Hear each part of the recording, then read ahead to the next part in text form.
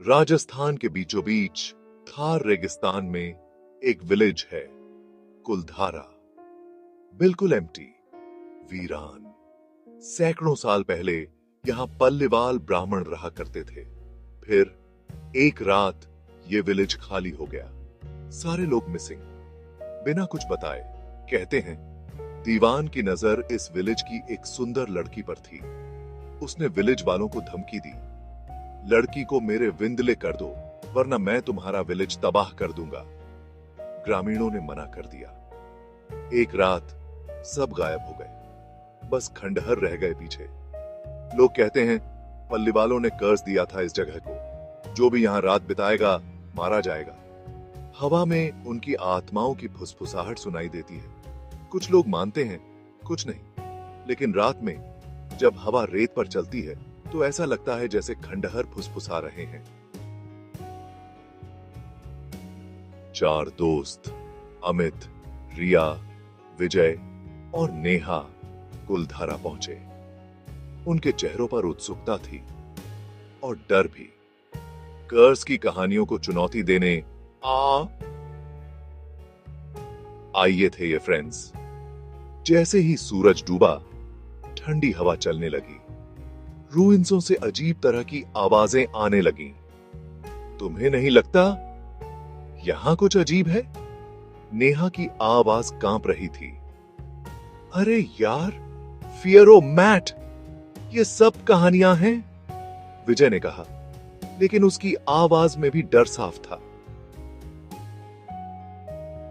एक टूटे हुए मंदिर में उन्होंने अपना डेरा डाला। रात होती गई, ठंड बढ़ती गई और साथ ही तेज होती गई विस्पर्स। हवा तेज हो गई, रेड टेन बुझ गया, चारों तरफ अंधेरा छा गया। कौन है वहां? रिया स्क्रीम्ड। जवाब में सिर्फ साइलेंस। अचानक एक ठंडी हवा का झोंका आया, उनके चेहरों को छूकर पास्ट। उन्हें लगा जैसे कोई उनके पास से गुजरा है, कोई ऐसा जिसे वे देख नहीं सकते थे। मुझे यहां से जाना है। नेहा की आवाज डर से भर गई थी। नेहा का स्क्रीमना गूंज उठा। नेहा, नेहा, तुम ठीक हो? अमित चिल्लाया। जवाब में सिर्फ साइलेंस। उनके दिल तेज धड़क रहे थे। उन्होंने अपना मोबाइल फोन निकाला। रोशनी की एक किरण ने दिखाया नेहा गायब थी। वे उसे ढूंढने लगे, रूइंसों के बीच, डर के साए में। अचानक उन्हें दिखा नेहा का फोन जमीन पर पड़ा हुआ। उन्होंने ऊपर सिया। एक खिड़की पर एक साया दिखाई दिया। नेहा! वो खिड़की से बाहर देख रही थी।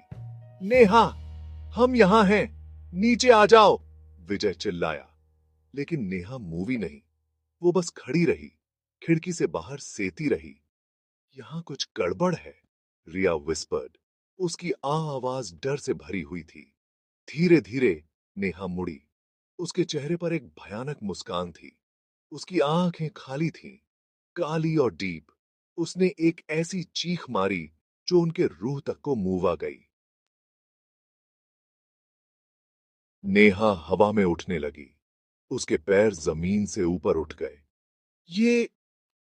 यह क्या हो रहा है? अमित ने कहा। उसका चेहरा डर से सफेद हो गया था। नेहा का शरीर हवा में तैर रहा था।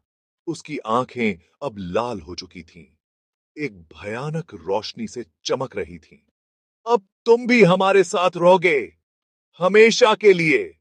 उसकी आवाज एक खोखली फुसफुसाहट बन गई थी, हवा में घुलती हुई। अमित, रिया और विजय डर के मारे जड़ हो गए।